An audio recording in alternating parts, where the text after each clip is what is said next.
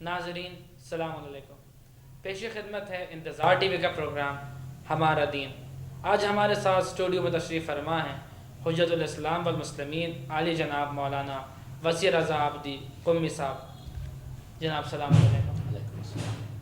آپ سے میرا پہلا سوال یہ ہے کہ دین کے معنی اور مفہوم کیا؟ اعوذ باللہ من الشیطان اللعین الرجیم. بسم اللہ الرحمن الرحیم. ان الدین عند اللہ الاسلام. خداوند عالم قرآن کلام پاک میں ارشاد فرما رہا ہے کہ اللہ کے نزدیک تو صرف دین اسلام ہے. اور تو یہاں پر دین اس راستے کو کہتے ہیں جس کو انسان اپنی زندگی میں اختیار کرتا ہے. یعنی دین اس فکر کو کہتے ہیں، اس آئیڈیالوجی کو کہتے ہیں جس کے اوپر انسان اپنی زندگی کو گزارتا ہے. اگر ایک انسان اپنی زندگی خدا کے بتائے ہوئے راستے پر عمل کر کے گزارتا ہے تو وہ مسلمان کہلاتا ہے، اور اگر وہ اس کے خلاف کرتا ہے تو وہ دین مبین اسلام سے خارج کہلاتا ہے. جیسا کہ دین کی آپ نے بحث شروع کی ہے تو دین کے مقابل پر دین ہے.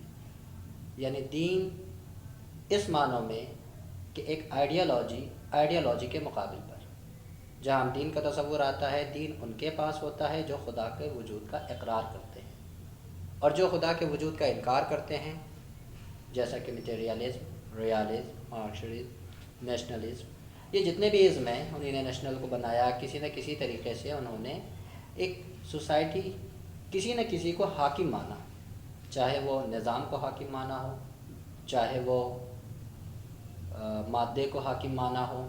کہیں نہ کہیں وہ کسی نہ کسی ایک غیبی طاقت کا یقین کرتے ہیں اور اسی کو کے مطابق اپنے کچھ قانون بناتے ہیں.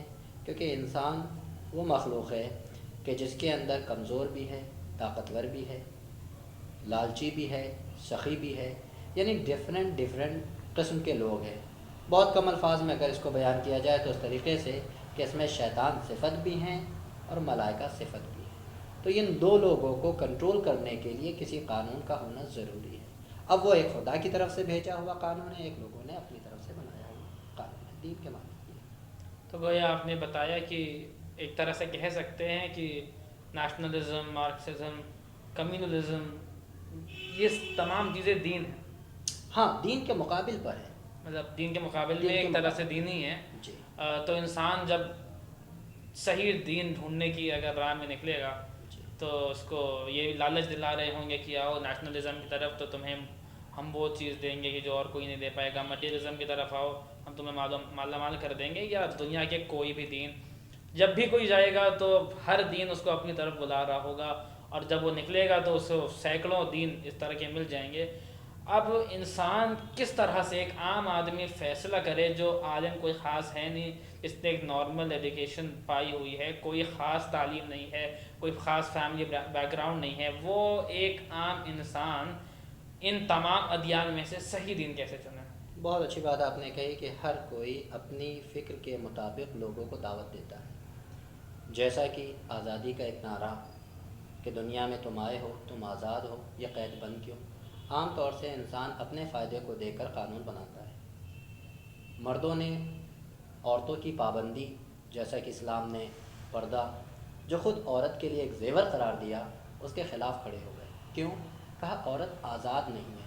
حقیقتاً اگر اس کا پس خیمہ دیکھا جائے تو وہ اپنی آنکھوں کی ٹھنڈک بنانے کے لیے، ان کے حسن و جمال کو دیکھنے کے لیے ان کو گھروں سے نکال کر باہر لے کر آنا چاہتے ہیں، اپنی محفلوں میں لے کر آنا چاہتے ہیں، اپنی محفل کی زینت بنانا چاہتے ہیں. لہٰذا ان کا یہ نعرہ ہوتا ہے کہ یہاں پر عورت پر ظلم ہو رہا ہے.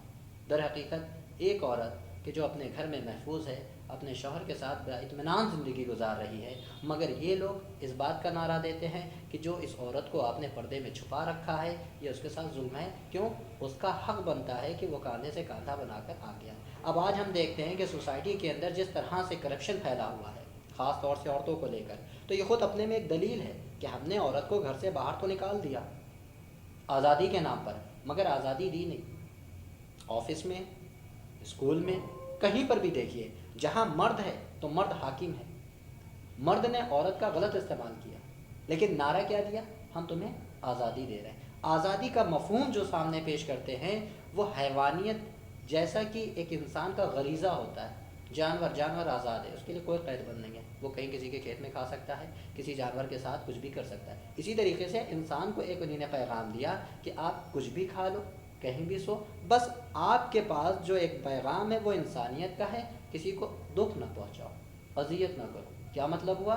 ایک فکر ایسی کہ انسان ہو، انسان سے پیار کرو، کوئی قید و بند نہیں۔ لیکن جب ہم دین کی بات کرتے ہیں، جو دین اسلام ہے یا کوئی اور دین ہے، جو خدا کی طرف سے بھیجے ہوئے دین ہیں، ان کے اندر انسان کی فلاح اور بابودی ہے، کامیابی ہے۔ کیسی کامیابی؟ کہ جب انسان دین پر عمل کرتا ہے تو سب سے پہلا فائدہ اس کو اس دنیا میں ملتا ہے۔ اگر ایک انسان اچھے اخلاق کا مظاہرہ کرتا ہے، جیسا کہ اسلام نے کہا کہ سب سے پہلے آپ اپنا اخلاق سدھاریں، کیونکہ مسلمان کی جو ڈیفینیشن بتائی گئی ہے وہ زبان سے اقرار کرتا ہے، دل سے یقین کرتا ہے، اور عملی طور پر نتیجہ دے کر یہ بتاتا ہے کہ ہم مسلمان ہیں۔ اگر کوئی شخص صرف زبانی طور پر دعویٰ کر رہا ہے کہ ہم مسلمان ہیں اور یقین میں کہیں نہ کہیں سے شک ہو رہا ہے، یا عمل اس کا جب دیکھیں گے تو وہ اس کے ایمان کی عکاسی کرتا ہے۔ لہذا خداوند عالم نے انسان کو عقل دی اور ارادہ دیا، خود مختار بنایا۔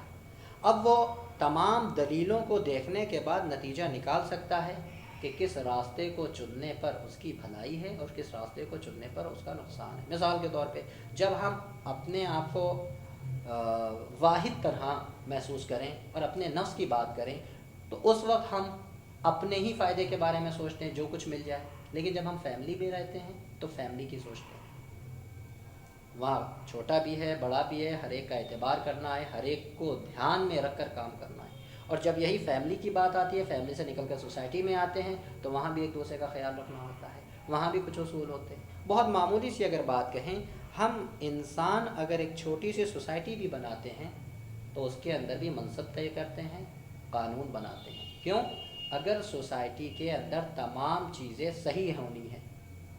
مثال کے طور پہ اب سوسائٹی میں کوئی باہر والا نہ آنے پائے، لہٰذا ایک واچ مین کی ضرورت ہے، ہم واچ مین کو رکھتے ہیں۔ سوسائٹی کے اندر پانی ٹھیک ٹائم پہ سب تک پہنچنا چاہیے، بجلی میں کوئی پرابلم آتی ہے تو ایک ہمارے پاس ایسا آدمی ہو جو اس کو دیکھ سکے، تو ہم اس کے لیے وہاں پر ایک آدمی رکھتے ہیں۔ تو یہاں پر یہ چیزوں کا رکھنا، خود ایک سسٹم بنانا، مہینے میں ایک بار ہمیں میٹنگ کرنا، اس بات کو بتا رہا ہے کہ انسان کہیں نہ کہیں ایک قانون چاہتا ہے۔ اب وہ قانون جب خود بناتا ہے تو اس پر عمل کرتا ہے۔